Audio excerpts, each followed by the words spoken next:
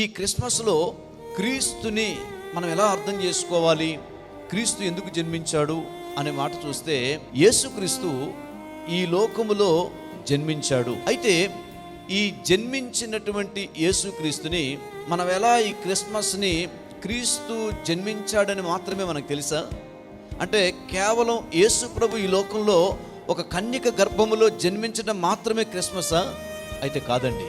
Bible ఏం చెప్తుందంటే, యేసుక్రీస్తు ఈ లోకానికి ఆయన వచ్చి ఆయన మరలా తిరిగి మనందరి నిమిత్తము మన పాప యొక్క ఏదైతే ప్రాయశ్చిత్తార్థంగా విమోచన క్రయధనంగా ఆ సిలువలో యేసుక్రీస్తు ప్రభువారు ఆయన మన కొరకు తన ప్రాణాన్ని, తన రక్తాన్ని చిందించి ఆయన మరణించి తిరిగి లేవటానికి ఈ లోకంలో జన్మించిన యేసుక్రీస్తు. ఆమేన్.